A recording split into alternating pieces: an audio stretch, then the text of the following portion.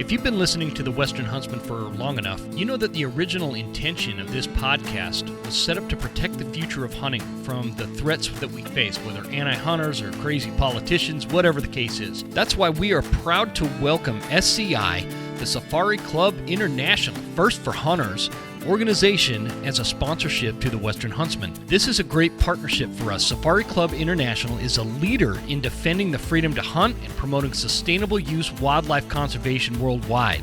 As the only hunting rights organization with a Washington, D.C. based national and international advocacy team and all species focus, SCI mobilizes nearly 150 chapters and affiliate networks representing millions of hunters around the world.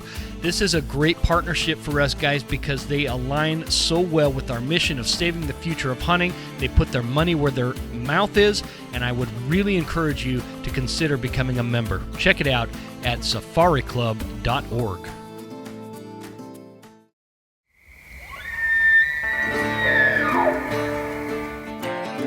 Hunting the American West is a lifestyle. We aim to protect it. We talk elk hunting, bow hunting, mule deer, bear, predator management, public land access, and using passion and grit to protect the future of hunting for all of us. From the Eastman's Podcast Network, home of School of September and the Quick Shots episodes, recorded in the Broken Tine Studio in Herron, Montana. Welcome to the Western Huntsman Podcast. Ladies and gentlemen, welcome to this episode of the Western Huntsman Podcast. This is Jim Huntsman, your host, coming at you from the Broken Tine Studio right here in Northwest Montana, in very smoky Northwest Montana. Currently, we got praying for Spokane. Spokane is on fire. There's these crazy wildfires that are coming in on like the western end of town between the airport and the actual city of Spokane. Jumped the river and it's wiped out like 700 structures over there. So we've been keeping an eye on that, but for any of you listening in Spokane, really sincerely, we're praying for you. I know that it's been a pretty bad deal. So there's going to be, I think, plenty of opportunity for folks to pitch in and help everybody out over there. So anyway, guys, I've been following this guy named Easton on the old Instagrams, on the old .commerce, whatever you call them.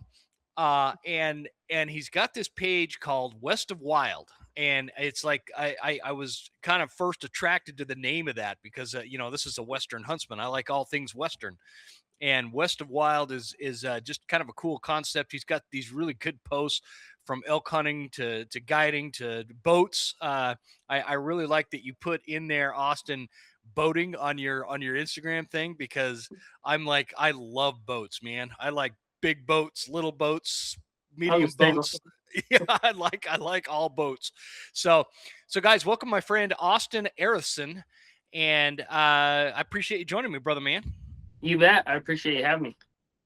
Yeah, so I just, let's kick it off with, first of all, tell us a little bit about you. Like, where'd you grow up? I grew up in southeast Montana, a little town called Broadus. I grew up on a big ranch. My family owns 22,000 acres down there. Mother cow operation. Ran a bunch of cows, put up hay, hunted in the fall, worked the rest of the year, and that was kind of the gist of it. Nice. So native Montanan. Yep. Born and raised. I did spend 4 years in Alabama in middle school, but yeah, been here the rest of my life. Isn't that's weird too, man? Because so I grew up in Utah, and so it's like, you think about the West, and I joined the military and they stuck me in North Carolina. They're like, yeah, you're going to North Carolina. I didn't even know where North Carolina was on a map really. And I go over there and it's like Kansas with trees. It's flat. Coastal North Carolina is just super flat. It's not like how TV portrays it up against the Tennessee border. And so there's like hardly any public land. There's like no elk, all this weird stuff. It was like this cultural shock. Was it like that for you going from, because that's almost more of a difference, Montana to Alabama? Yeah. What was that like? I arrived in Montgomery, Alabama, or just north of Montgomery, Alabama on my 10th birthday. And Yes, culture shock by far. Uh-huh. However, growing up here, as a kid, we shot prairie dogs, blackbirds. We shot anything that moved with 22s. And but at the time, you couldn't hunt in Montana until you were 12. And I grew up on the Powder River, and the fishing in the Powder River was you caught catfish, and that's about it. Well, when we moved to Alabama, my stepdad, I could hunt. If you're old enough to hold a rifle down there, you can hunt. And at the time, you could shoot 2 does and 1 buck a day for like 4 months. Yeah. Yeah. North Carolina And was similar, man. so we got down there on the 10th of November. It was my 10th birthday. We were there probably a week, and he took me hunting for the first time with an old lever action 30-30. First time I went hunting, I shot 2 does that night, and I thought that was just the coolest thing ever. And the fishing was phenomenal. So, yes, a culture shock growing up in southeast Montana on a large ranch where your neighbor is, our closest neighbor is about 6 miles down the road. Mm-hmm. However, it was also awesome for a young kid. You could hunt Yeah. any age. Anytime you cast your line out, the fish would bite.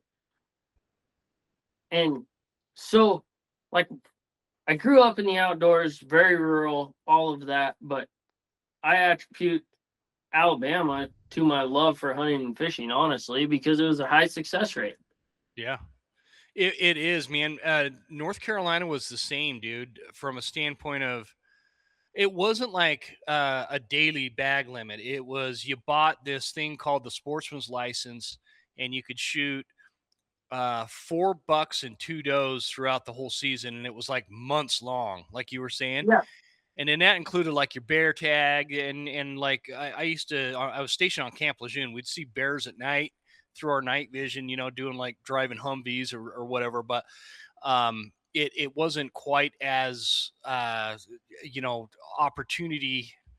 I get the problem was in coastal Carolina, it was like a ton of private land, and nobody gave access to anybody else hunting. They Sure. didn't, and I understand. I get that. They all want to keep it to themselves. Everybody hunted there, and so yeah, man. And And Alabama was the same way in terms of public land, or sorry, private land. Not a lot of public land. However, mhm. my stepdad, being from there, had some really good family friends with a large deer lease, and we were able to hunt that. Oh, So that gotcha. was if you were like, if I were to go down there now, not knowing anyone, would the success rate or it'd probably be a different outcome. But Yeah, at having the that time, access. yeah, Yeah, having that access is a big deal. Um, and so, did you say is your birthday November 10th? yes, sir. No kidding. I went, so is mine. No So way. yeah, Oh November yeah. 10th. Yep. Yep. I feel like I'm pretty suspicious looking at the lack of gray in your beard and the gray in my beard that I was born probably a decade or two sooner. Yeah. Yeah. But Definitely. no, that's awesome, man. So tell me what was the idea with this Instagram page called West of Wild? Like what's like the concept you wanted to, I don't know, or message you wanted to convey? So I have a cousin. He's a paraplegic. He's in his 60s now. Been in a wheelchair most of his life. However, very, very successful man. And he is very big into outdoors and adventure. And I was guiding a lot at the time and doing a lot of cool stuff. And he told me, I don't know, it's been 5 or 6 years ago. He says, "Hey man, you need to start an Instagram or a YouTube page and post on it. You do a lot of cool things and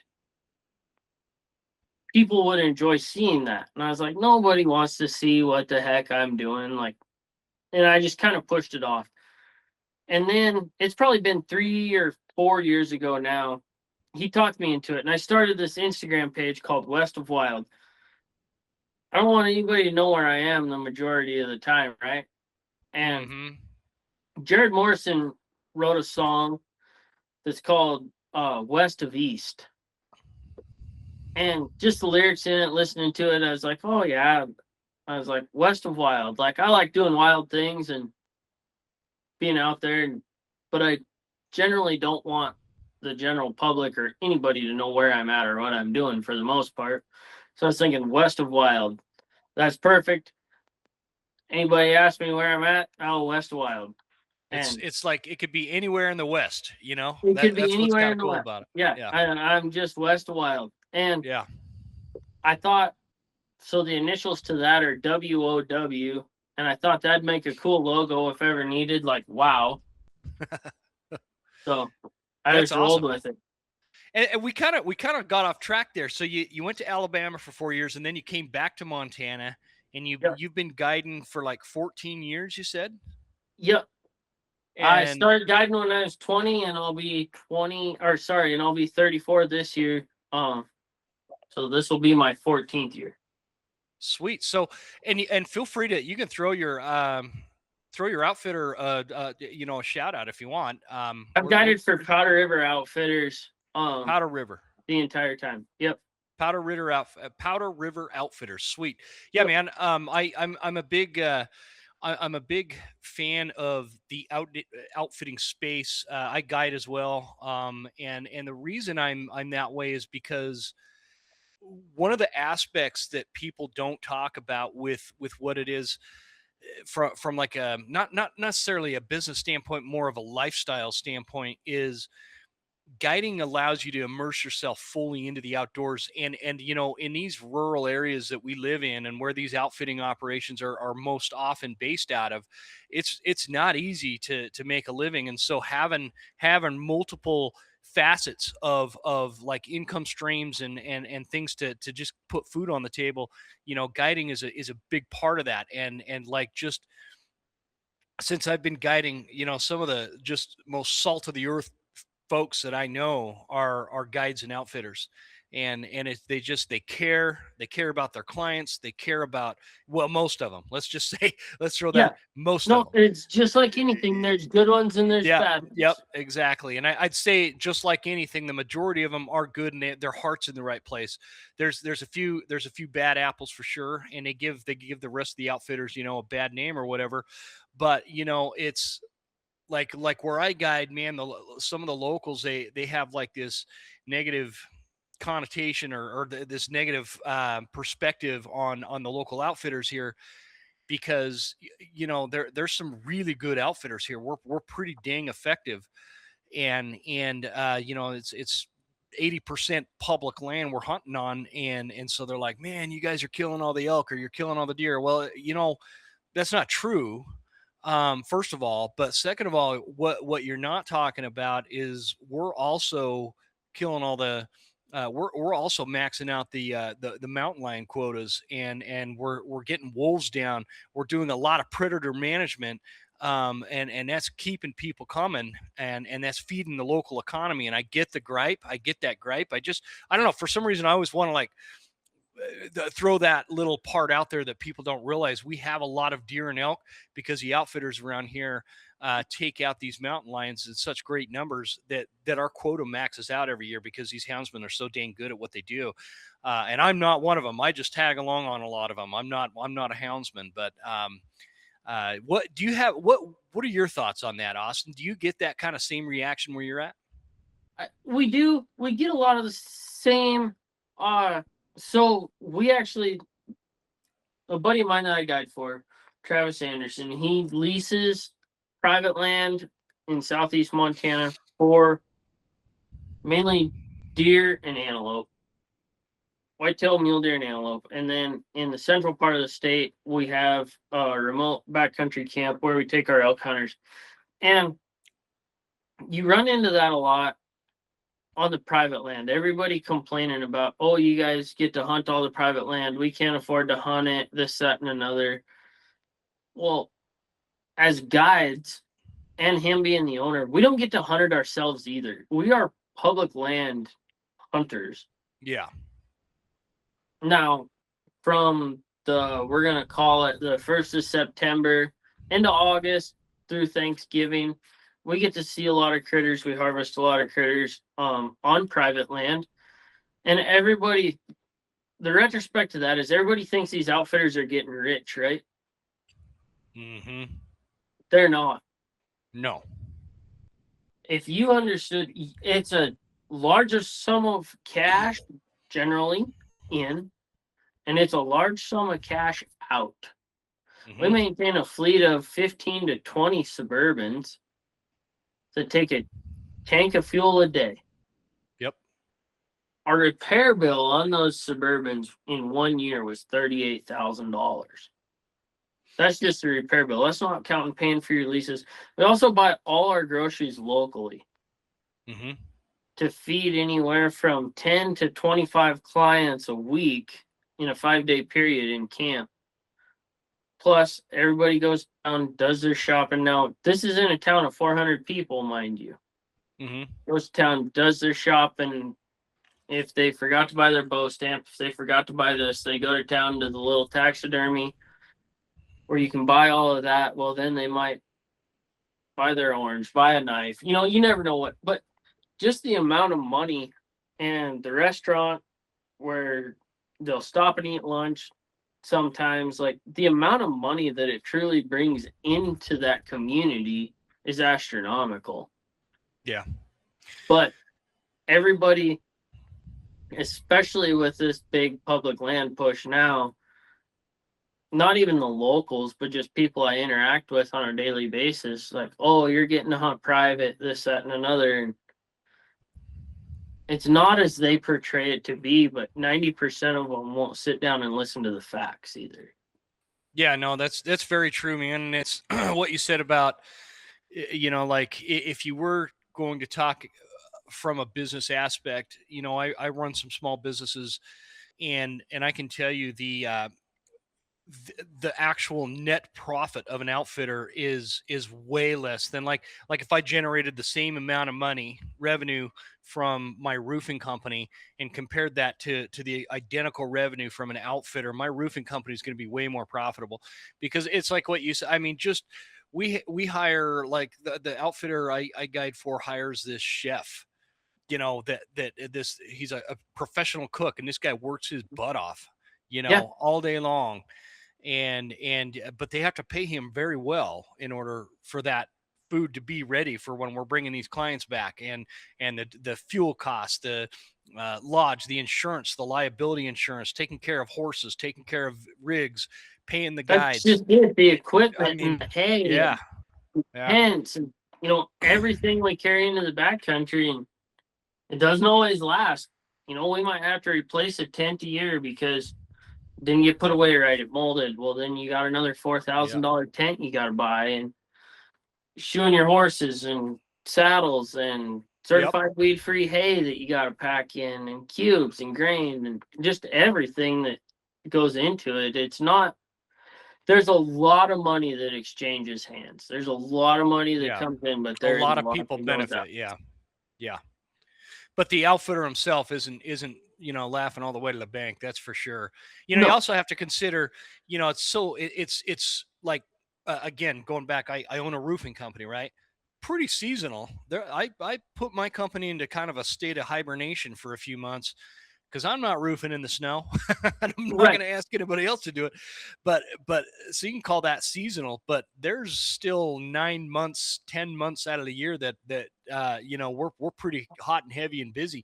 Where outfitting, man, you got a couple The months in the opposite. fall. Yeah, yeah, and you got maybe a month of spring hunts that you could run, and yeah. So anyway, no, I think that's always a good topic, because I think that it's a real foreign concept to a lot of people that just make assumptions about, well, oh, the outfitter, they they're killing all the wildlife on the private leases, and so they're preventing them from going back up into the public, or whatever. And man, the thing is like, I'm super sympathetic, because when I go hunting for myself, it is the good old fashioned over the counter public land grind for me. I don't get to Yep, hunt these same. ranches, right? And so like if like for me, if I was we're all a little selfish when it comes to hunting. If I felt like what I was doing with my hunting clients on like a private ranch, or even on public land, was detrimental to my own personal hunting, I wouldn't guide.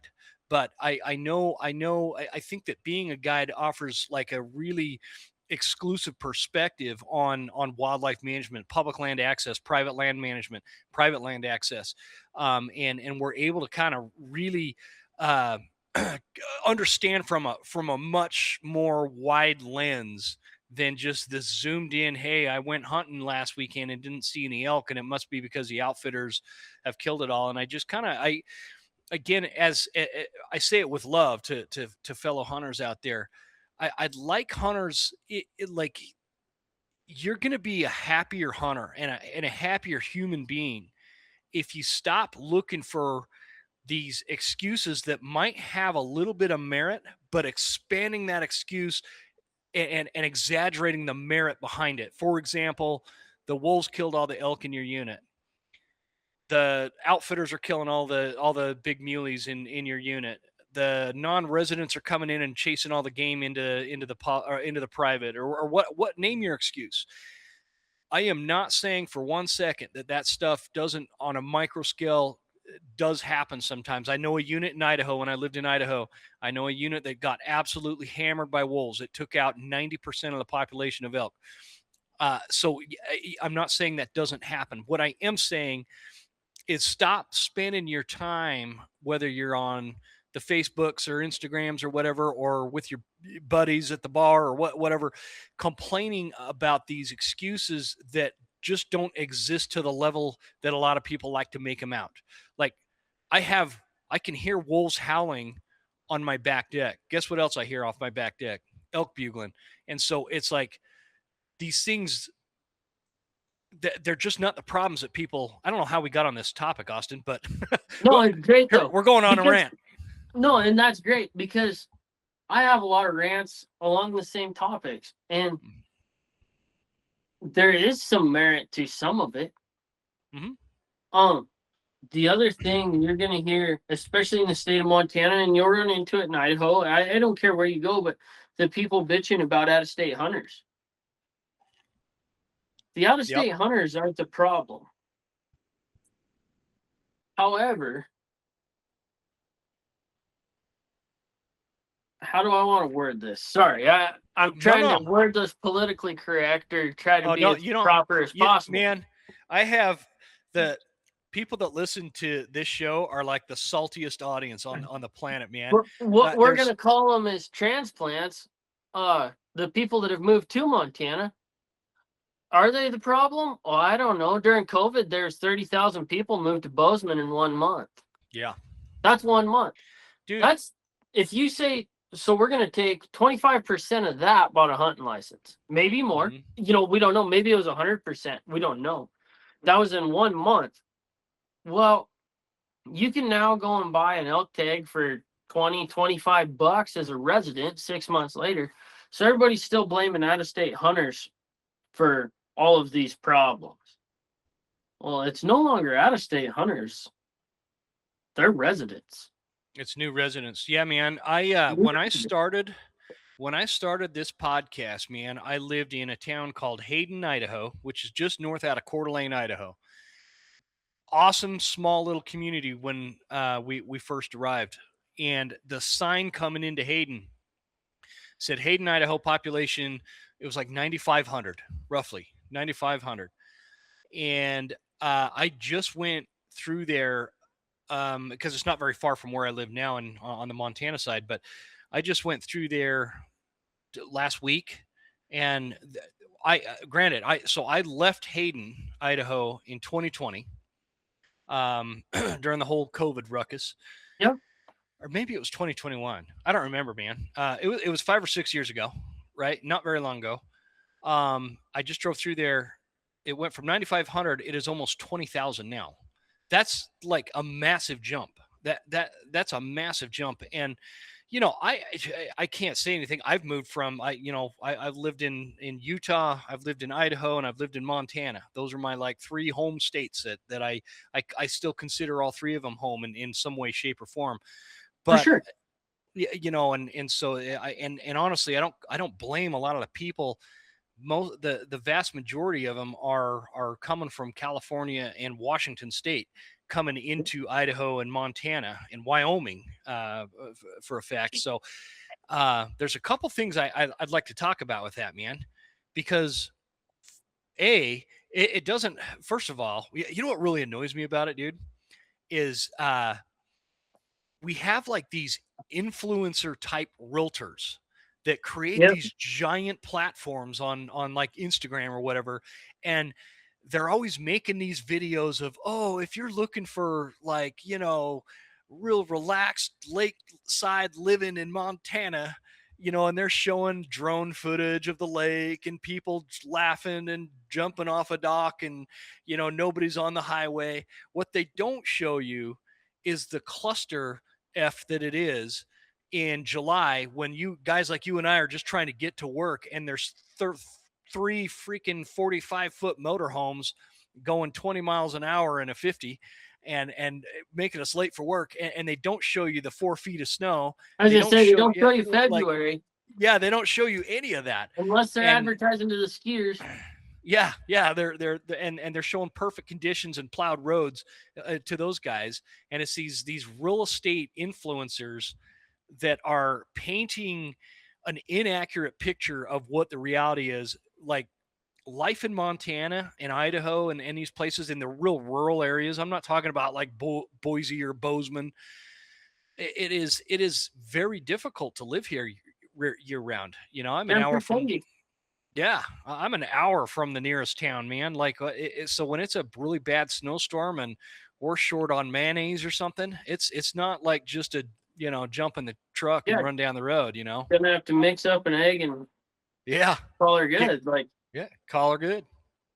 and that's so a lot of what you see on the internet, and I fully agree, is our mule deer numbers across the West. And they have declined since 2018. I'm going to venture to guess. I'm not a biologist. I don't claim to be. Nothing like that. However, I'm going to venture to guess our mule deer population in the state of Montana is 50%. Just guessing. Spitballing the number. So with that, Western hunting, we're going to say, especially since COVID, but a little bit prior to that, is becoming a large industry. Mm-hmm. And a lot of it is the DIY guy. You can't blame outfitters for this. I don't care how you go about it. You cannot blame outfitters for this. But our mule deer numbers are suffering across the West. I don't care if it's Wyoming, Colorado, Montana, Idaho, you name it. It does not matter. But since our home state's Montana, we're going to use Montana as an example. Mm-hmm. Now, I do have a problem with a lot of what's going on how it is managed, but that is from a state level. Whether we want to call it fish and game is a lot to do with it. And there's going to be a lot of people bitch about what I have to say, and that's fine. But the way I see it is, if things continue the way they are right now, our kids are not going to have mule deer to hunt. So on that subject, I'm curious. We've had a lot of discussions on this show about mule deer and mule deer management and the health of the herds and what really affects them and whatnot. And so I'm curious, like, do you think that the problem is worse in eastern Montana for mule deer? Is it more dire in eastern Montana versus like western Montana? Do you feel like? Tell me a little bit about that. And the only reason I ask you, man, is like, this is not on a grand scale, and there's no science behind this outside of just a dude that spends a lot of time in the woods. Mule deer numbers are probably ever so slightly up a little bit the last 4 years where I'm at. I'm seeing more deer and I'm seeing bigger deer. The difference is I'm seeing them in fewer places. Like, you never see them down low anymore at all. And I think somebody explained to me one time that the whitetail kind of outcompete for habitat, and it kind of pushes mule deer out, and that's why they go up into the high country and whatever. I don't, again, I'm not a biologist. I don't know that kind of stuff. I think, like, from me, who's I was born and raised in the West. I remember deer populations, how they were in the 90s. I remember how they were when I first got out of the service back in like 2003. And how they've ebbed and flowed since, right? And my contention, I think, at this point is mule deer numbers were pretty dire in the 1990s where I was hunting. Like, it was, if you saw a 2-point mule deer buck, it was like game on, you're going after it because it's the only buck on the mountain, or whatever. That changed for a while, and then I saw this huge reduction around 2012 through about 2018-ish, 19-ish, and it like seemed to stabilize. And where I'm seeing now, like I was in Wyoming last year, not great numbers, man. Like, which I would have been just south of where you're talking, Yep. on the Wyoming side, and I felt like there was some areas, there was like pockets of, like, dude, I am not kidding you when I tell you about midnight near Gillette, Wyoming, I nearly wiped out probably 180 class mule deer buck. And you're 80 on miles from where I'm yeah, talking. oh yeah. And I was going about 80 miles an hour, and this sucker just came out of nowhere, but I missed him by an inch and kept on going and ended up shooting a smaller buck a few days later. So I guess that's my way of saying, as a whole, when we're talking about the whole of the Western U.S., I would totally agree with what you're saying, that mule deer numbers are down, we're suffering, and something needs to happen in order to prevent a further reduction in mule deer numbers. But I want to be real smart about, like, knowing that some areas might have nuances to that, because I think as hunters, we get in this thing where we're like, it's like this here, so it's like this everywhere. And I think that slows down the management process. What say you? But, and to that point, I don't disagree with you at all. And I think in a lot of the more, so for instance, where you are at, lot thicker, lot rougher terrain than the plains of eastern Montana, obviously. Yeah. To that point, and this is going to be a different topic, and everybody might throw shade at me for this, but when we go to talking like mature mule deer and the size of deer killed, doesn't necessarily pertain to my first topic. However, like, I talked to a lot of guys that guide in Colorado and Wyoming, and we'll take Governor's Tag for instance. It used to be a 200-inch deer or bigger for that Governor's Tag, right? Well, yes, now sir. they're hunting 180-inch deer for a Governor's Tag. So the quality of deer is coming down. But where we're at, in 2018, it's been really drouthy for years over here. And in 2018, during archery season, when I was guiding, I could still find mature deer that were worthy of harvesting. Mm-hmm. Rifle season rolled around, they were gone. I couldn't find a single mature deer. And my uncle, for instance, says, yeah, they all died. Well, no, they didn't. I cover enough country, I'd find them dead. They didn't die, so they had to go somewhere. Or they were harvested, one of the two. Sure. Our numbers have never come back. We can, like, for instance, you drive southeastern Montana from the Wyoming or South Dakota line all the way to Billings, all the way to the High Line. You are going to see mule deer does. Just a fact of the matter. But you're not going to see any mature mule deer, especially along the highway. Yeah. But my theory on that, I have lots of different theories on it, to be honest, but drought for one and overhunted for another. Tell me another state in the West that you can hunt them from the 1st of September to the 10th of December. Is that, do you feel like that's like the solution is I can't remember who I had on the show he was like really pushing for removing mule deer from the rut. Yep, 100%. If you're going to let us hunt the rut, make us archery hunt it. That's not a bad idea. It's interesting hearing that, because it's like Western Montana hunters have that opinion, and I'm sorry, Eastern Montana hunters have that opinion, and then there's a lot of people in Western Montana that are like, no, don't touch my big 6-week, gun season. And so that's it's just it. Yeah. And that's where I come in, and I'm going to say, so you hear all of the arguments, people saying, oh, go to a 4-point, make it a mandatory 4-point tag. Well, that doesn't work, because you can shoot 2-year-old 4 points. Yeah. They still never get big. However, you cannot let us hunt them. You cannot let us, especially, I'll put it this way, you can't let us hunt them on the plains where you can see them for 3 miles away with a rifle during the rut. Sure. With as much public land as over here, and as many people come here with a general tag, we're talking residents, not non-residents are a problem too, because they come out here and they see the first mule deer with horns on its head. Yep. Down goes Bambi. And if you're happy with it, who am I to complain?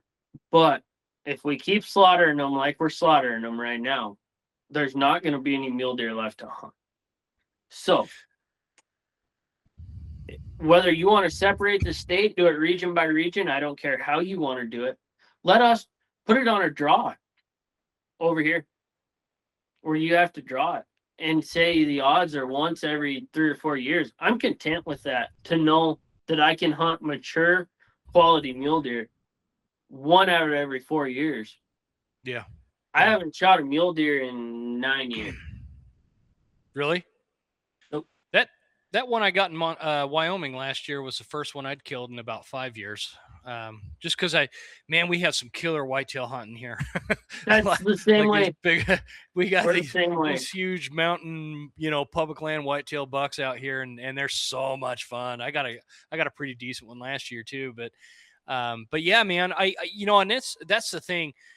That the thing that makes it so difficult when anytime we're having like a wildlife management type discussion, there's no outcome or solution that can be offered that isn't going to piss somebody off. No, somebody's going to get mad. Somebody's going to get mad, and that's what's hard, because like you're of the mindset where I would be totally happy just killing a nice mature mule deer buck every 3 or 4 years or whatever. And then you have, maybe your neighbor, he's got the exact opposite. Oh, I'm a meat hunter and I just want to shoot a 2-point every year, so I have the meat. And but here's my argument to that. If they're meat hunters, and I get into this argument with elk hunters too, and it's fine. This is just my opinion, and you're welcome to yours. However, if you're a meat hunter, why are you against shooting a doe or a cow? I know, man. They taste better. I get into this argument daily on social media. Like, I'll film a raghorn bull in a special entry permit area, and we'll call him 280, 300, and I'm hunting bigger elk than that, and everybody says, oh, you should have killed him. That's meat in the freezer. Why are you worried about inches? I'm a meat hunter.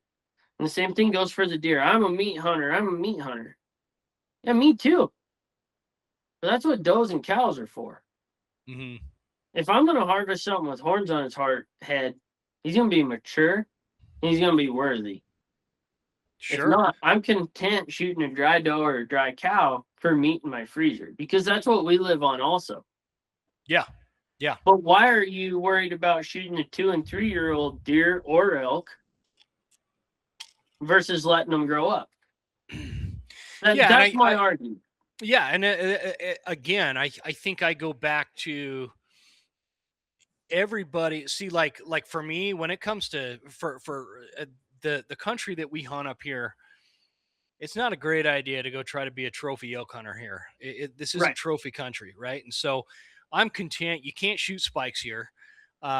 So if it's a legal bull, it's not really hard, but it's not super easy to get a cow tag. Or I'd take that route a little bit more often. But like for me, we have really good elk numbers. We have some great big bulls that are way smarter than I am, that live in some of the darkest crevices in some of these mountains around here. And so for me, because I guide limited time, I'll shoot a raghorn all day long. For Deer sure. is a But different deer is a different story for me. that's a Um, different play. That's a different topic for where you're hunting also. Oh, that's what I'm saying. Yeah, see, that's like our experiences. That's why I like getting guys like you on, Austin, because it's interesting to me to hear like what some of the concerns are from like your neck of the world versus where I'm at, and what like the common theme of problems that hunters face here, and and it's going to be like if we go into I don't know, southern Colorado or eastern Washington, whatever, people are going to have a little bit different concerns. But the thing is I think that getting back to what you initially said, the commonality throughout the West is the mule deer needs some help, man. And That's I just don't it. know what the They do solution need is. help, and Yeah. Montana should not be able to hunt them for 3 months straight, especially out here on the plains where you can see them from 3 miles away and shoot them at 1,000 yards and blow a leg off of them. I wish like there was like for as complicated as like your commissioners can get, or as complicated as the rule books and regs get from the FWP or from name your state agency. Pardon the interruption, but let's take a quick break to hear from our sponsors. The coolest thing about having Leupold as a show sponsor is I've been an authentic, genuine customer of theirs for a very long time. I bought my first Leupold scope years ago. I now have the scopes, the spotters, the tripods, the bipods, everything. And my favorite piece of gear that I have, whether I'm guiding or hunting for myself, is going to be that BX4 Range HD Gen 2 binos. Man, these things are sweet. I love this company. I love the products. They're high quality. They're trustworthy. They've got a great warranty, and they're American made, which is a huge factor for me, as you guys know. So if you're going to spend your hard-earned money, make sure you're spending it with companies that align with your value sets. And if you're listening to this show, I have a feeling they probably align fairly closely with mine, and Leupold does just that. They support sportsmen. They support conservation. They support America, American jobs, American manufacturing, and high-quality products for a great value. You can't go wrong. Check it out at leupold.com. Have you guys heard the term alternate economy? It's like this attempt to work with companies that are not run by a bunch of woke leftists that want to deplatform you for your values and your belief systems. I'd like to introduce you to Precision Pay. Precision Pay is a dedicated payment network built for the Second Amendment and outdoor recreation community, turning payments into a powerful network of shared values that prioritizes privacy, lower costs, and uninterrupted service, all without the risk of being deplatformed by these leftist nut jobs. Join Precision Pay to pay securely by bank without the privacy risks of credit cards. Save money and support our community. Enjoy promotions, discounts, and content. Membership is free. Folks, dedicated payment network built for the Second Amendment and outdoor recreation community is right up my alley. Help America, help yourself. Check out Precision Pay at myprecisionpay.com. Thanks for listening. Thanks for those who support our sponsors. Let's get back to the show. I have never understood, and I think that this is pretty common with any government entity, I suppose. So I don't know why it's like a surprise, but I'll just never understand why we can't take these regulations, take the data that is in front of us. We pay these biologists to understand these animals and know what's going on. Take that data, simplify the management system, separate it because the plains are different than the mountains, and all these different regional nuances that happen. Like you probably don't have a wolf problem out where you're at. No, but you do. We absolutely have a wolf problem. We absolutely have a grizzly problem, Exactly. but like. I just don't understand why this can't be simplified outside of the fact that just because you're a government entity does not mean you have to overly complicate these regulations to a point in which it's kind of stupid. Like common sense should prevail here. And one way, and I'm not like throwing rocks at the FWP. I think they do a pretty decent job. It's a money grab. in a lot of things. Yeah, there's a money grab aspect of it, but I mean, just pick up a reg book, man. Like read it and just like who writes that shit? Who writes the reg book? Like you can't just say in plain English, "Hey, um this season is open until a quota is filled and then we shut it down." It's got to be like the way they write it. No, you got to be able to read. You got to be a lawyer to be able to understand. Yeah, it like makes this many fish in the aggregate. Like what? Why don't you just say, hey, you can catch 3 rainbow trout in this lake today, or a Right. daily possession limit? Like why do we got to complicate the regs? It should be like a few pages. You know what I Exactly. mean? Like why is everything so they just so and I'm probably pissing people off saying this, but it is. No, It's but like it's the facts. I'm not Everybody a says, super "Well, read a smart reg guy. book," and Yeah. I try to familiarize myself with the regulations. I go all over North Dakota, Montana, Idaho, Wyoming, South Dakota. I'm kind of everywhere, whether I'm hunting or fishing and around, and try to familiarize myself with as much as I can. And a lot of it's like reading Greek. It is, man. It is Gotta like call somebody that the way I've found to understand it the best, and thankfully I know a lot of people in a lot of places. I call and say, "Hey, what are the rules where you live?" yeah. And I'm coming there, and It's I don't that's want how Greenpeace to write me a ticket. So exactly. how That's can how I? you got to do it. That's the easiest way to do it, man. I mean, I have to like take several hours out of my life to read the Montana reg book so that because I feel like that's one of the biggest reasons people hire a guide is you're going to be that buffer between what's legal and what's not legal, and you got to keep them in that legal realm, and if you don't know, then you shouldn't be guiding. And so I spend a lot of time reading that guide or I'm sorry, the reg book, and then I'll have to like call this game warden that I know and be like, dude, what does this mean, man? Like And I'm next not. year they're gonna change it. What's that? Next year they're gonna change it. I It, know, it man. won't be So the you gotta, same. yeah, you gotta stay on top of it, man. It's I think a lot of tickets have been written because they changed the reg book and they expect everybody to like go Read it through every and year. read these 300 pages of like verbal vomit. Like they need to hire me to write it.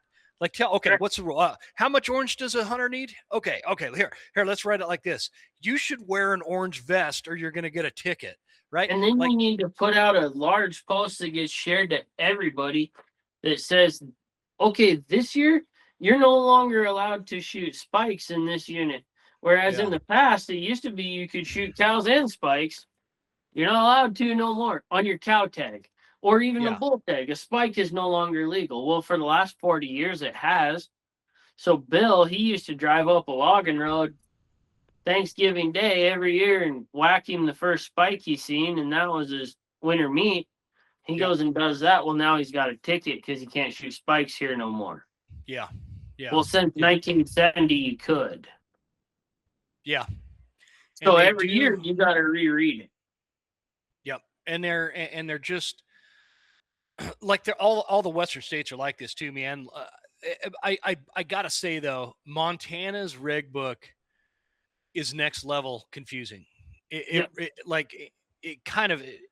I guess I spent most of my adult life living in Idaho, and it was I thought it had some complications, and the verbiage used was confusing, and that could be again they should like hire a dude like me to write it because I'm such an idiot. I'm like just I'm not an idiot. I'm simple minded, and Yeah. so like And I I don't want it in have the simple attention terms. span. Yeah, and I always go. That's why like we do the school September series, and people come on and these are expert elk callers or whatever. What I try to do is get them to simplify what they are describing in terms of a strategy that works so that it is like easy in somebody's mind. I don't like complicated things. I don't like overdone verbiage that is like have you ever read something where the feeling was, and this happens sometimes in hunting magazines and articles and stuff, the feeling is the writer is writing it from a standpoint as he wants to dazzle you with his brilliance instead of just making a point. And Right. and I that kind of stuff drives me crazy. And that's what I feel like whoever's writing these reg books, that's what they're doing. They're trying to dazzle you with their brilliance or baffle you with their bullshit. And instead of just putting out what the facts, the rules are in normal plain English. Like, it's really bad when it's easier for me to read my Bible and I understand it way better than I do the reg book. And it's They're like, trying to create gray area. yeah, gray area. That's a good way to put it. I wonder, And do you think that it's that's done that intentional? way intentionally. Yeah, Yeah. has to be. Because if It- they put it out to you in layman's terms saying, okay, you have to wear an orange vest, visible front and back, and an orange hat. mhm. Good enough. You're going to go hunting with an orange hat on and an orange vest. You can be visible front and back. Mhm. However, if they say, I don't know the exact term now, but if you have to have 48 square inches of orange on your person, well, now here we are doing math. Yeah. I don't do And math. right. And that's just now there are some simple things in there that people don't follow, like tagging your animal immediately upon retrieval. Yeah, that's simple Not when you stuff. get to the truck. That's simple stuff. And there's a lot of tickets written because of that. But some of this stuff that's completely gibberish, or in unit 701, you can do this, but in 702, you can't do that. And if you take them over here, you can do this and that and another. Well, now we're all It's confused. it's written as if you're like expected to memorize it. And I'll tell you one thing that they confuse, like if for using Montana as an example, man, all the game wardens are going to be after me now because we're talking smack. But like the way that they describe, okay, you can't shoot a spike elk. You know, you've got to shoot.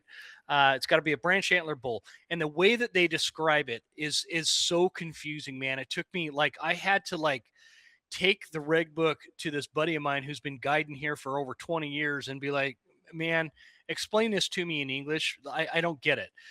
And because it's like, oh yeah, it's got to be a branch antler bow or bull with a brow tine on the left side that is not gay looking and not a 49ers fan and blah blah blah. Like, it's no, why just a brow tine bull. It's got to be a brow tine bull. That's all you got to Got it. say. Yeah. That's it. We're good. Okay, brow tine bull. Good. And I remember, and I think they may have reworded it. And there's probably people listening to this that are like, dude, you're an idiot, man. It's not that hard to decipher. You're probably right, man. But again, I'm a dude that has ADHD. I don't have a great deal of time to spend trying to memorize regs. And I just like what I should do, man.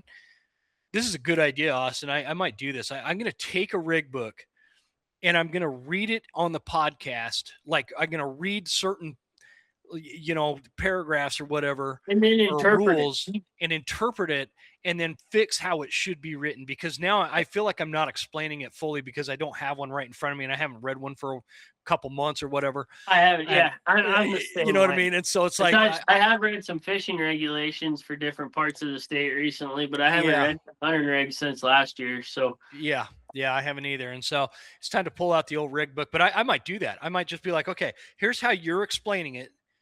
Whoever writes this reg book, here's what it interprets as. Here's how you should write it in a normal earthly human being way so that normal freaking people can understand it. And there's no right. confusion. There's no gray area. There's no confusion. Like, quit confusing people. I swear But you're they doing like it on the purpose. gray area. Yeah. The What? They Go do ahead. personally, but if you talk to a game warden one-on-one, they don't necessarily like it because they don't Yeah. like the discrepancy. Most of your game wardens, man, are just normal dudes, gals, whatever, that like really care about wildlife management, and they're sent out there to enforce the law. And I think that the way that some of these reg books are written, and some of the laws that are passed too, um, puts them in difficult positions and puts It them does. in positions that they don't necessarily want to be in. And when they like made the decision to pursue a career as a game warden, they never thought in a million years that they were going to be put in that predicament. And that's not the Exactly. pickle that they want to be in. And so I kind of feel for them at some point. because I know like I would have a problem with some of that if I was a game warden. I'd be like, you know what, I can't enforce this. Yeah, look at how you wrote it, and I think I will. I'll do that episode. For you listeners, if you want me to do an episode like that where it's like breaking down, and I could do reg books from different states and just like highlight how easy it is to simplify the complicated nature in which they write these things so that everybody fully understands it. Like write it so that the youngest person that can get a deer tag understands it fully. And that's usually what, 10 years old, 11, 12 And years old, so 10 years old. Like a 10-year-old needs to be able to understand that. And you're putting words in there that you don't learn until you're in high school. Knock it off. It's stupid. It's overdone. It's like you're not impressing anybody. and You're some just of us confusing didn't pay everybody. attention in high school, so it's still hard. It's still hard. So what else, man? From a standpoint of I just want to I want to get this part out of the way because if you got a minute, I'd love to ask you some strategy questions. Shoot it. But is there anything else that, like, when you think about and I'm putting this into perspective for the listeners, so Austin, you know, he's a lifelong hunter. He's hunted in multiple states. He's been guiding for 14 years, or this is his 14th year going to be a guide. You've hunted with a lot of different personalities, a lot of skill levels, and put them in positions in which they're able to come and fulfill their dreams here in Montana at is it Powder River Outfitter? Yes, sir. Powder River Outfitter. So that gives you unique perspective from a standpoint is from that you just have a lot of experience looking at the future of hunting. What else comes to mind that you see where you're like, man, in like 10 years or 20 years, or my grandkids are not going to have this? We talked about the mule deer. Is there anything else that you see out there, whether it's wildlife management, hostile vegans, anti-hunting activists, that really alarm you for the future of hunting? The financial side of it.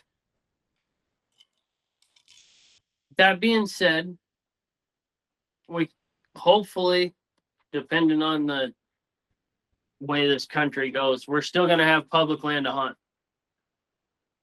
But if you were to want to, myself for instance, grew up very rural, large ranch, running 700 head of mother cows.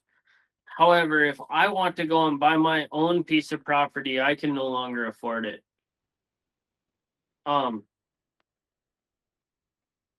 it kind of scares me because a lot of these big ranches are getting broke up into 40 to 400 acre sections and sold off to whoever can afford it. And if they're sold whole, they're sold to investment groups. Yeah. Corporate farming, corporate elk hunting, corporate, whatever you want to call it. It's the fact is that private land is becoming unattainable for the working class individual, if that makes sense. No, it makes and total that's sense, not man. just on the hunting side of it. I wish I could, and hopefully one day I can, and I hope my children can own their own piece of land. Mm-hmm. And by piece of land, I'm saying more than the corner lot that I own and live on now in town. Yeah. To be able to raise your kids outside of town and show them the lifestyle that I grew up with. It's getting really hard to do. Yeah, man. One of my biggest concerns with that from just because I agree, it's more than just hunting, but from the hunting perspective, man, when you get, I have these friends that own the Harlow Bison Ranch. I did an episode with the lady over there. I don't know, back in the spring. It was like April or something, if anybody wants to check it out. But she's super insightful from a standpoint of they own, I don't know if they want me to say the acreage on the show, so I won't say the acreage, but it's a pretty large chunk of land, and they run bison on it. And it's this generational family land. It was her dad's, it was her grandfather's, and it's just been passed down. And her and her husband decided to run bison on it. And I have the fortune every once in a while to go kill a bison on this ranch, and it's extremely good meat, very healthy, very very good meat. And anyway, they have this philosophy of they don't manage the land just for the bison, right? This is a regenerative land that is optimal at all times for the bison, for the elk, for the whitetail deer, for the birds, and all the flora and fauna that you can imagine right here in Montana would want to live on that land. And that's how they care about something like that. And I always worry about, like, in a case like that, if they were to sell to some corporate conglomerate farmer, they're not going to care about, they're going to do what they can to keep elk off of that land. And those elk rely on that because it's situated right up against a mountain, and so it's a transitional area. The elk winter on this land in the winter months. They come Yep. down and breed on it during September. And if it was some corporate cattle farm, or like an alfalfa, or name your crop, whatever farm, they're going to do what they can to try to keep those elk off, because elk can be pretty damaging. And it's really going to, because of the nature of how that land is laid out, it blocks off major access to the rivers down below in the valley. And so stuff like that we got to think about when we're having this discussion of, like, the corporate farms that are taking over. And they're, like you said, these are investor groups that, like, they don't even know each other, let alone you can't find out who the owner is. They don't care about wildlife management. They care And about, I'll go one step further to that and say it takes away from the good old boy mentality that this country was built on. yeah, Because neighbors absolutely. no longer know neighbors. They don't neighbor. You know, that was a large thing growing up. Neighbors help neighbors. We Hmm. called it neighboring. Um, the small community aspect of what this country is built on is slowly going away. It absolutely is. The entirety of the country, man. I don't care if we're talking about small town Montana, or Miami, Florida, or New Yep. York City. We're being, like, deteriorated slowly but surely. We're being overrun with Islam in these big, large metro areas. I'm sorry, folks. Islam is not compatible with the American value system, nor our constitutional values. And I think that it's a conversation that needs to be had at a much larger scale. And everybody wants to avoid it because they're terrified of being called a racist. I don't care. Call me a racist. It's not about a Call me race. what you want. It's a value set. It's a religion that it's just not compatible. And you look at that. That is chipping away at our cultural values as Americans. Because, again, those value sets, you come from Somalia, your value set is very different than Austin's family farm, right? And Right. that's what we're talking about. And so it's beyond just the small town community. It's also the big city. Just nationally, our culture is being chipped away and rotting and deteriorating into this cesspool of different ideologies that, if you look back through the history of these ideologies, their goal is to dominate and remove what was there and replace it with what they have. And that shouldn't be a controversial thing. It's the history's there. It's indisputable. But the So other thing that shouldn't be controversial is somebody that lives in a city like that is an American citizen, has been their entire life. Their grandpa was, their great grandpa was. They no longer understand you and I's way of life. yeah, However, two absolutely. generations ago, their grandparents still grew up milking a cow, putting up hay, having to feed a wood stove to stay warm. And now they live in this condo in downtown, you name it. And Yep. by whatever they buy from the grocery store, they have no idea where it comes from. I don't care if you're vegan, what you are. There's somebody somewhere raising what you are eating. Do you feel like that's a really good point, man? Back 2 generations, 3 generations ago, there was, like, this commonality of struggle. everybody had to kind of figure out self-source their own food. They had to figure out how to keep their homes warm during the winter months, and how to keep water on the land, or at home, or whatever. And it didn't matter if you were talking to somebody from Pennsylvania or Kansas or Texas or California. That same kind of struggle kind of existed. And nowadays people live these vastly different lives. Like if you take an apartment complex and you walk down the hall, you're going to walk past one door, and maybe that guy is like a lawyer and he has Never had no a challenge idea. in his life. He's never gotten his hands dirty, doesn't know how to change a tire. And then you go to the next door, and that may be somebody who is like a crazy cat lady, and she doesn't even know who her father is because he left when she was young. And so her perspective and her value set, and her view of the world is vastly different than the next door down, where that guy grew up in like some poor small town, doing what they can to put food on the table. And maybe he's a mechanic down at the, Jiffy Lube. Well, I don't think they're mechanics at Jiffy Lube, but you know what I'm saying? Like he's a blue collar guy.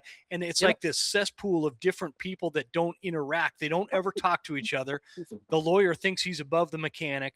The mechanic despises the lawyer because they just want everything for free. And I'm obviously I'm generalizing here, folks, but we're painting a picture of maybe the lack of shared common struggles that Americans used to have, that created a value set, that created this culture, is And no longer in respected one existence. another. Everybody respect. Yeah, good point, man. And Strong, now these people hard don't times respect make each strong other. men, and soft times, easy times make weak men. And Yeah, you're seeing a culture of weak men. I think that saying, I saw that saying sometime around when like COVID came out, and I think it opened the eyes to a lot of people, and I think that it also shined the light as to how big of a problem that actually is. But I think that's another reason why you see Western hunting becoming such a craze, is people are craving a sense of adventure. Yep, And challenging themselves. absolutely, they are. Hard times, or Yeah, a challenge more or less, but getting out and testing themselves. and I'm all for that, man. From the perspective of, I do believe that, and I'm going to speak just to the men. I'm not a woman, so I don't know. I've said that on the show since I started the show. I'm not a woman, so I don't speak from a woman's perspective. Um, for a man does need that challenge. A man needs to learn how to embrace the suck. A man needs to know what it's like to have really cold feet, and how to sit still on a mountain so he's not discovered by the elk across the way. A man needs to have that hardship and know how to start a fire. And no, basic woodsmanship, man. I think that be a man.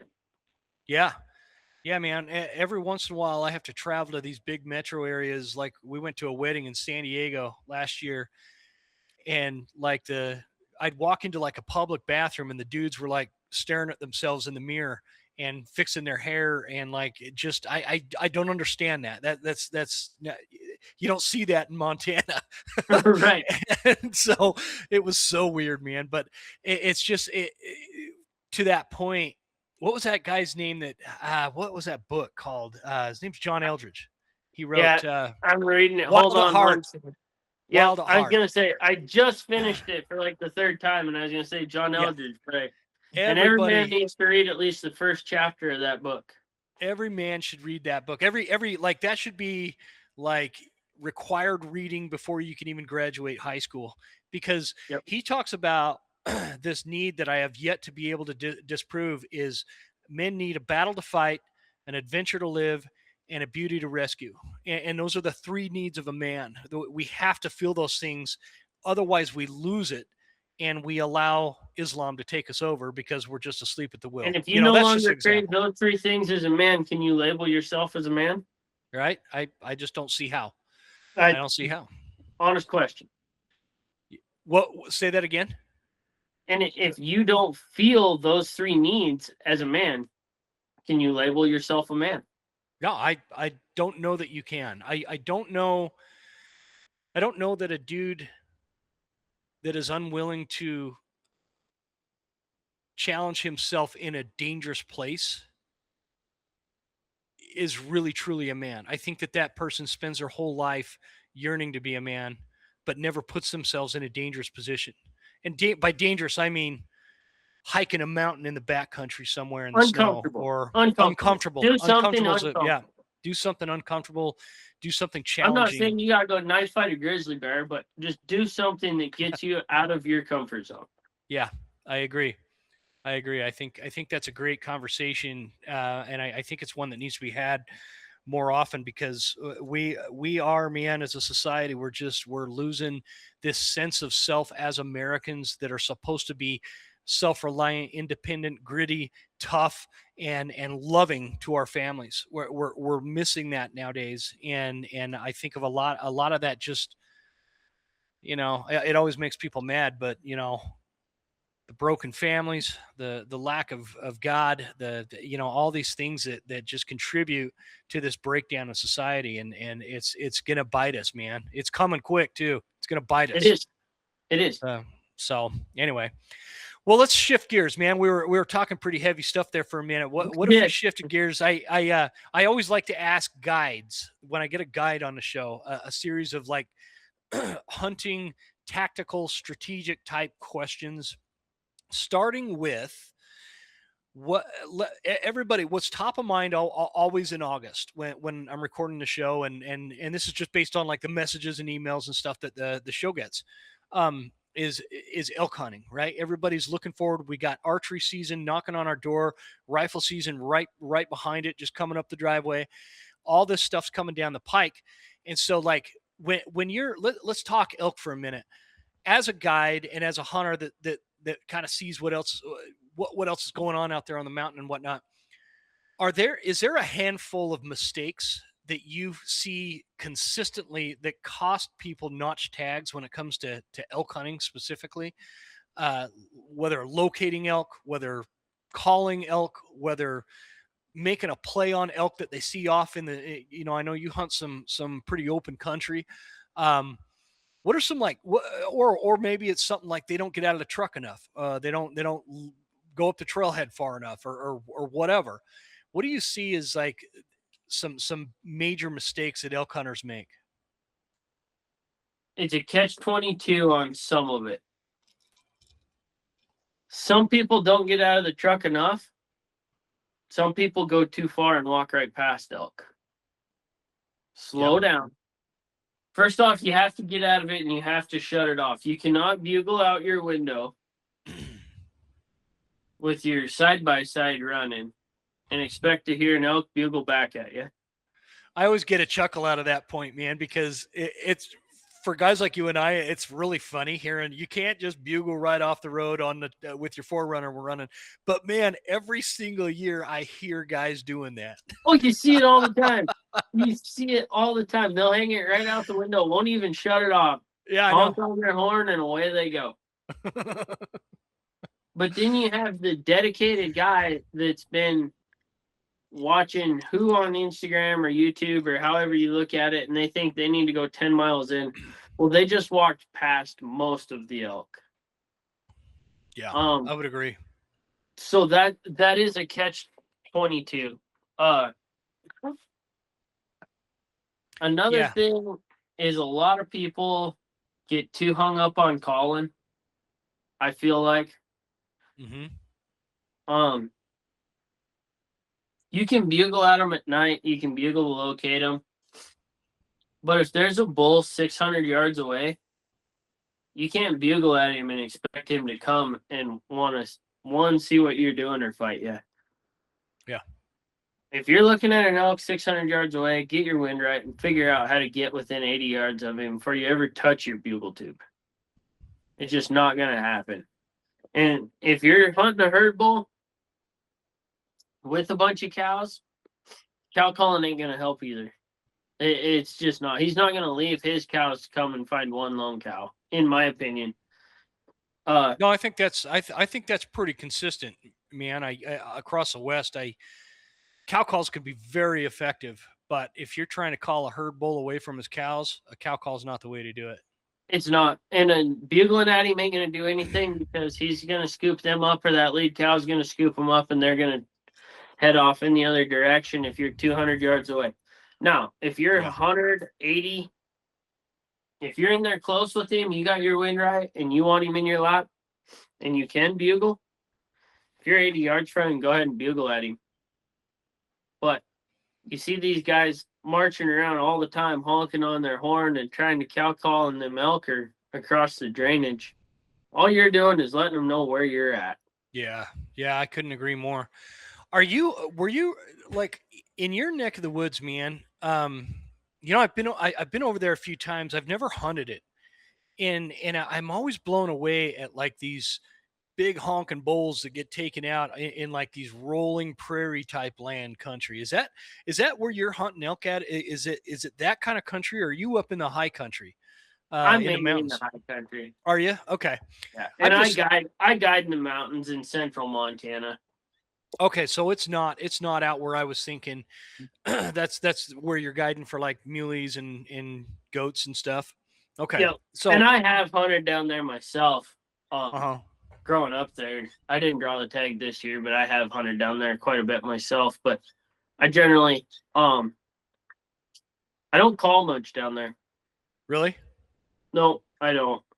That's what I was wondering about. So where I'm hunting, man, it's so thick and brushy and steep and whatever. That's Right. you don't look out 600 yards and see elk standing there. That just doesn't happen here. And Right. so you kind of got to use your calls just to locate them.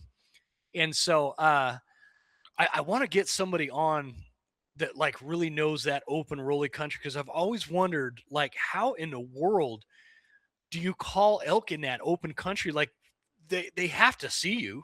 They'd have to like, yeah, you just hide behind a hill or whatever and call them, or what? No, you don't call them. Leave your calls in the truck. You just stalk in on them. Yep. Sweet. Food and That'd be kind water. of that'd Find be them in fun. the bed. It's Yeah, spot and stock. yeah. Honestly, That'd be a because riot, man. they're a lot of them are called out anyway. Hmm. You know, you might rip a locate bugle at daylight or something like that to figure out where they are, if they're in the timber, if they're still out in the open, something like that. But no, you don't. Generally, it's Yeah. you're not calling if you're hunting them in the timber. Same goes for if you're hunting central Montana or wherever you're at. If you're Oh, in that 600 to 100 yard range, locate them, sure, but then go to them. Get your wind okay. right, get your thermals right, go to them. And if you get there and you got to close that last, say you need 20 yards out of him or something, sure, go ahead and call to him. Gotcha. Gotcha. I have another. Sorry, man. We've got so much smoke from those Spokane fires. I've got Oh, this little no, sparkling water thing going.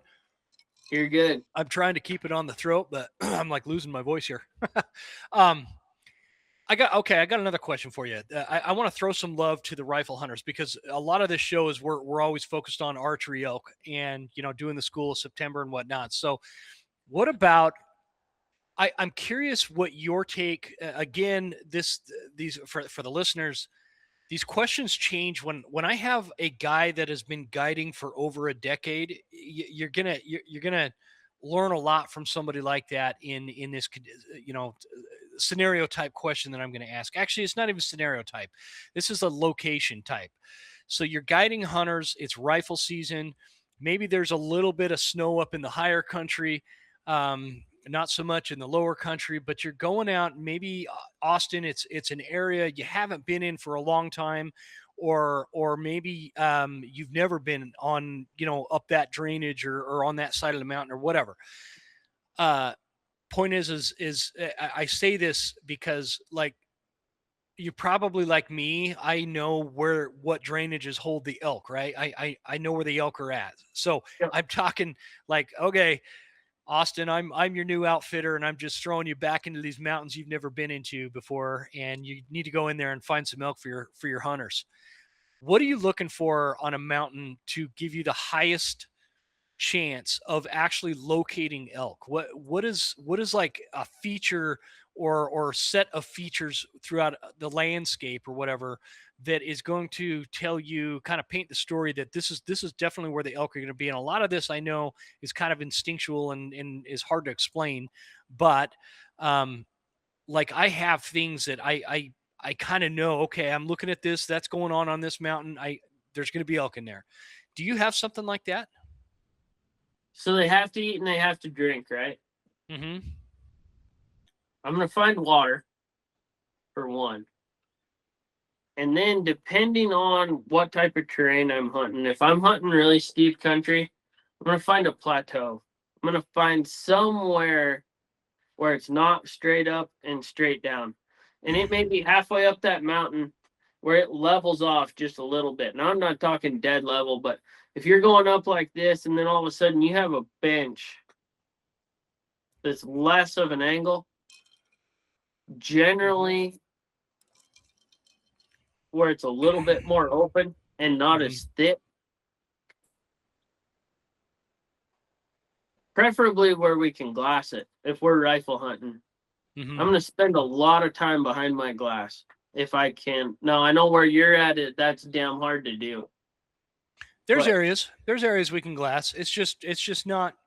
And during rifle season, yeah, we're gonna spend a lot of time behind the glass. But what we're generally looking for is those patchy open faces, and the elk are gonna kind of wander in and out of those trees, right? They're gonna be there 1 second and gone the next, and so it's I don't know, it's different than when I used to like glass in the open country of Utah, for example. You know, but then if you catch them coming through that, figure out which direction they're traveling and then look at that country and try to figure out what it is going to draw them.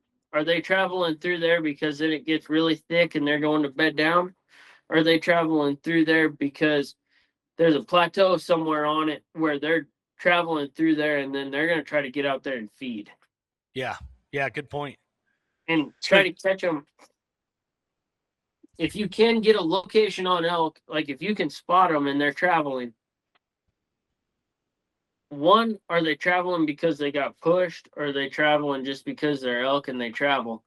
And if they're traveling just at a leisurely rate and they're coming through somewhere, figure out, okay, are they going to water? Or are they going to bed down over there? Or are they going to eat over here? mhm. And then try to make your play that way. Um,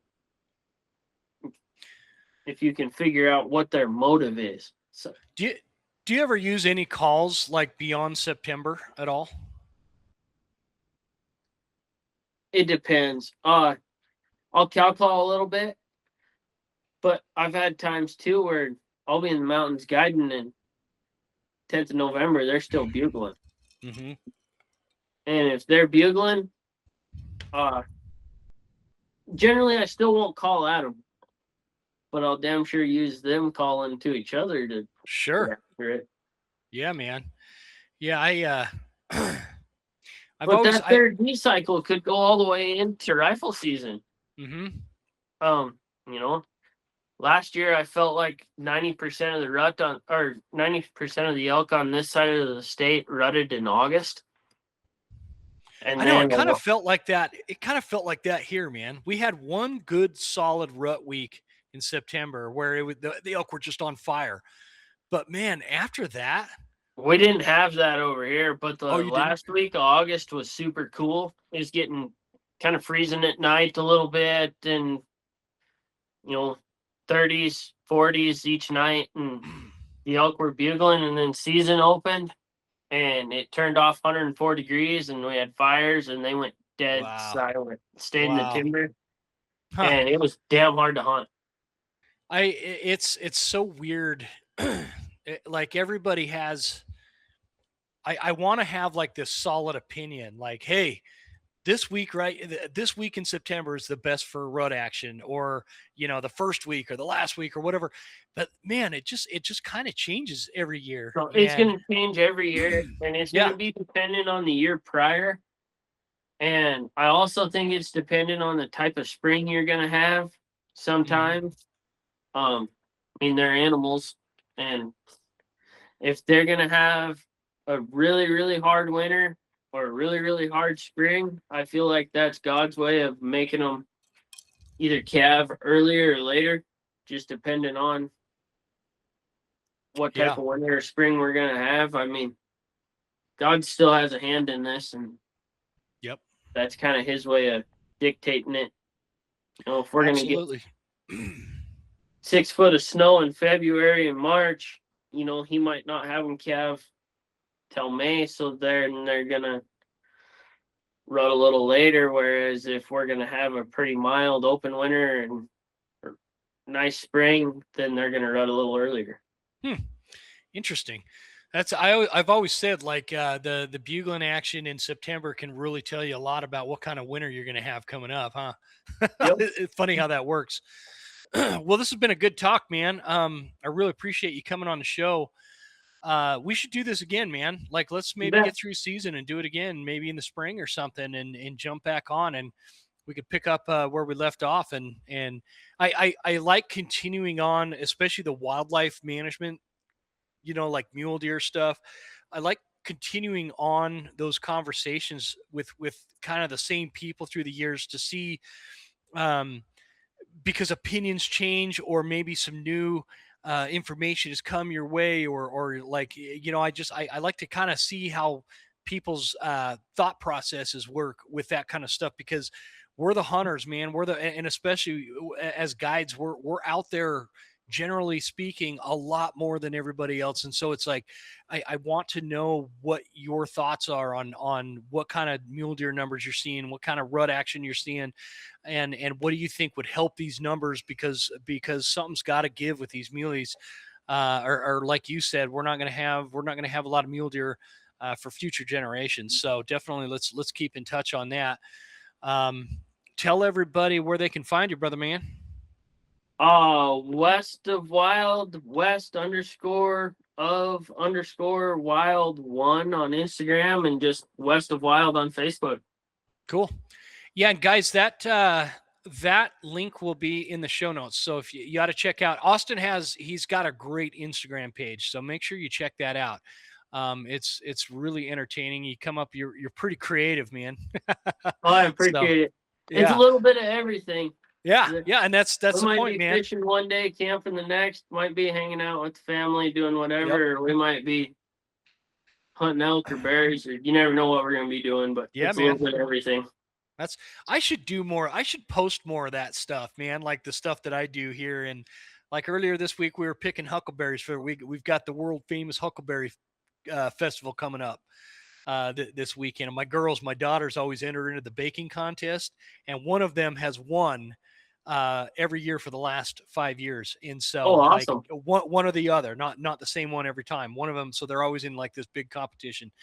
And it's pretty cool because I get to taste test everything before they enter it. But and last night I cut a cord of firewood up on the mountain, and today I'm recording hunting podcasts. I wish I was creative like that to put all that stuff on Instagram. Like I think it might be a generation thing. It's not in my wheelhouse, Right. Mine. If I'm doing it, I'll post it. I don't post my kids on Instagram. They're not posted on social media. I post a lot about what I think you should do with your kids and your wife, and how a family should be done, but I don't share their faces on there. Man, we should do an episode about that, because I have a lot of thoughts on that too, man. I'm all for it. I'm a big family guy, man. I think that's a big missing link in our society, and it's what's making a lot of weak men. So, Yeah, man. Okay, well, let's plan on that, bro. I appreciate it. Again, thanks for coming on, dude. This is really thanks for having me. Good to actually meet you. We've been like messaging for a while, and so it's good to actually meet you, and good to see another just good old-fashioned American out there, bro. You bet. All right, guys. Thank you so much for tuning into this episode. Thanks again to Leupold Optics, Browning, Easton Archery, Precision Pay, and Phelps Game Calls. And by the way, guys, this time of year, if you want to jump on Eastmans.com and check out the Tag Hub, that is a good way to do these hunt planning if you're planning to come out west, or or if you live out west and are building up points, whatever, just check that out at eastmans.com and let me know if you guys have any commentary, which you always do. Let me know. Jim at thewesternhuntsman.com. Thanks, guys. Talk to you next time.